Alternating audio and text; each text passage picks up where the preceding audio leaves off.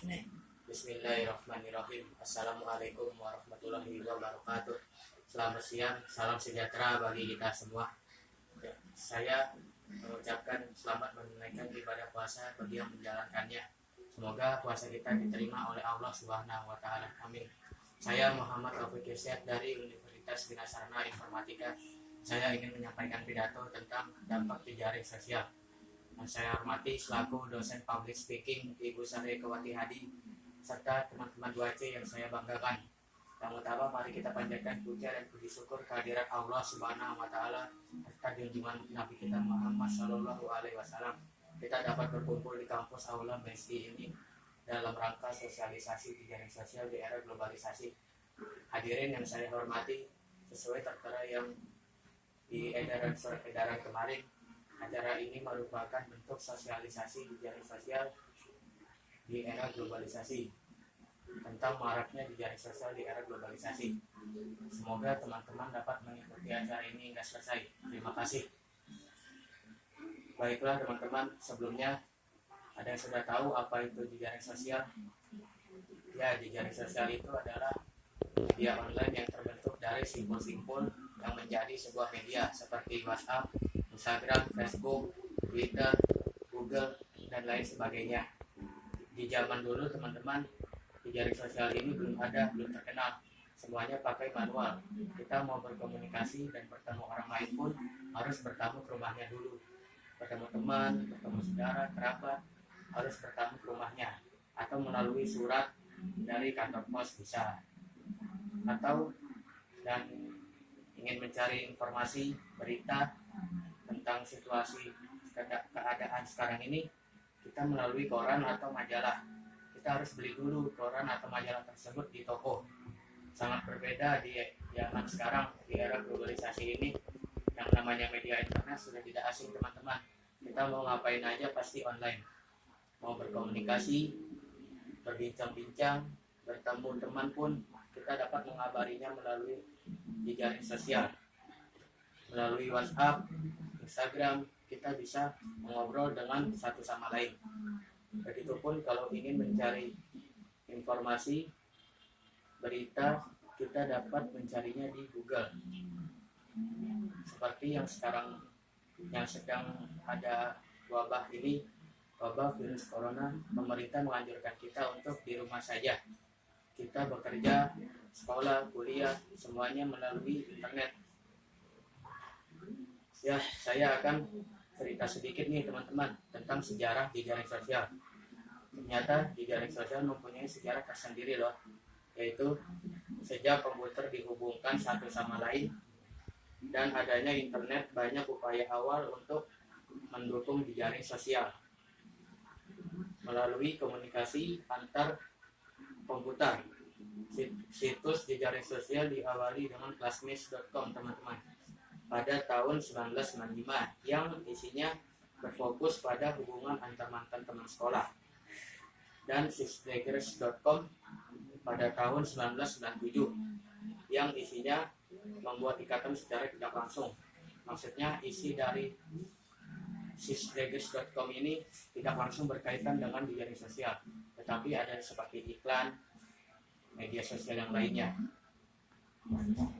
Lalu jejaring sosial mulai menjadi bagian dari strategi internet bisnis pada tahun 2005 ketika Yahoo meluncurkan Yahoo 360 derajat teman-teman. Ada yang sudah tahu Yahoo 360 derajat itu apa? Jejaring sosial ternyata bisa juga untuk berbisnis loh. Wah, sangat menarik ya. Ada yang ingin mencoba berbisnis dengan media sosial? Asal bisnisnya yang positif ya, seperti menjual barang elektronik, menjual makanan atau minuman, menjual fashion, dan lain sebagainya. Atau sekarang ini kan sedang ada wabah, teman-teman bisa menggunakan untuk menjual masker, hand sanitizer, dan sebagainya di media sosial. Selanjutnya, saya akan bahas tentang dampak positif dan negatif dari jejaring sosial itu teman-teman. Dampak positif jejaring sosial adalah sebagai berikut. Jejaring sebagai sarana yang dapat membantu proses belajar dan bekerja, sehingga kita tidak perlu lagi ke kampus atau ke kantor teman-teman. Nah, seperti yang saya katakan tadi, di era globalisasi ini yang namanya media internet sudah tidak asing ya teman-teman. Kita mau ngapain aja bisa melalui media internet, mau kuliah sembari tiduran atau sembari makan, mungkin teman-teman bisa mengikuti kuliah sesuai jadwal yang sudah ditentukan. Sama bekerja pun juga begitu, kita dapat mengerjakan pekerjaan dari kantor di rumah saja dengan menggunakan media internet. Yang kedua, sebagai sarana yang dapat membantu mencari informasi terkini. Jadi memudahkan kita untuk mendapat berita yang update dan benar pastinya teman-teman. Kita dapat mencari berita, mencari info terkini melalui jejaring sosial seperti Google, Facebook, Instagram, dan lain sebagainya. Lalu yang ketiga, sebagai alat komunikasi dan berkenalan dengan orang lain. Jadi memudahkan kita untuk berkomunikasi dengan orang dan berkenalan dengan orang lain dari internet. Jadi kita tidak perlu lagi untuk mengirim surat atau bertamu ke rumahnya teman-teman. Cukup di rumah saja kita bisa menggunakan gadget media sosial ini, menggunakan Facebook, WA, Instagram untuk berkenalan dan berkomunikasi. Ya, itulah dampak positif dari jejaring sosial. Kemudian dampak negatif dari jejaring sosial adalah sebagai berikut. 1. Masyarakat dapat ketergantungan terhadap jejaring sosial sehingga tidak memperhatikan lingkungan sekitar. Nah, ini teman-teman sering terjadi di sekitar kita ya. Kita main gadget sampai fokus terpaku pada gadget kita sehingga kita tidak memperhatikan, tidak tahu ada apa di lingkungan sekitar kita. Kadang ada yang menegur pun kita tidak tahu, tidak mendengar siapa yang menegur dan apa yang dikatakannya oleh orang tersebut. Karena yaitu kita sangat terfokus pada gadget, sedang bermain game, chattingan atau sebagainya. Lalu ada juga yang sembari jalan pasti menggunakan gadget, memegang handphonenya, tidak memperhatikan situasi jalan sehingga tidak mengetahui apa ada kendaraan atau lubang di jalan tersebut. Lalu yang kedua, sebagai sarana masyarakat untuk menyebarkan berita hoax atau palsu. Beberapa masyarakat telah menyebarkan berita hoax pada WhatsApp ataupun website. Karena kita jumpai ya teman-teman, seperti belakangan ini ada info tentang lockdown. Padahal pemerintah belum menganjurkan daerahnya untuk di lockdown, tetapi masyarakat sudah membilangnya untuk lockdown tempat tersebut, sehingga kita tidak bisa lewat atau kita tidak bisa menggunakan jalan tersebut. Ternyata berita itu adalah berita palsu, hoax teman-teman. Lalu yang ketiga, sebagai sarana masyarakat untuk merencanakan melakukan perbuatan kriminal. Nah, ini juga ya teman-teman, belum lama kita dengar ada begal dan diberitakan juga di televisi. Kita bukannya menuduh atau gimana, bisa jadi mungkin sekelompok begal tersebut sudah merencanakan perbuatan kriminal ini dengan rekannya melalui WhatsApp ataupun media sosial lainnya.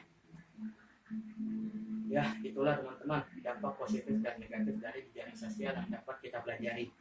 Jadi teman-teman jangan sampai salah menggunakan media sosial. Media internet sekarang ini banyak sekali yang salah mempergunakannya.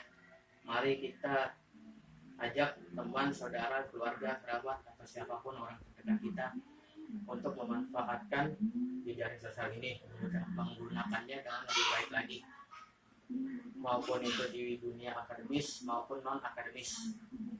Karena jika kita salah menggunakan gadget ini, salah menggunakan jejaring sosial, itu sangat beresiko bagi diri sendiri dan orang lain. Jadi kesimpulannya adalah kita bisa saja menjadikan jejaring sosial itu sebagai buku pedoman hidup kita, tetapi janganlah kita hanya melihat sisi negatifnya saja teman-teman. Dan selanjutnya nanti kita akan menjadi orang yang lebih baik dan mudah untuk berkomunikasi serta berpikir positif. Jadi marilah kita gunakan jejaring sosial ini dengan sebaik-baiknya. Gunakan handphone, gadget kalian untuk kuliah, bekerja, ataupun mencari informasi yang lebih baik. Jangan untuk menjadikan perbuatan kriminal. Demikianlah yang dapat saya sampaikan dalam waktu singkat ini. Kurang lebihnya saya mohon maaf. Wassalamualaikum warahmatullahi wabarakatuh.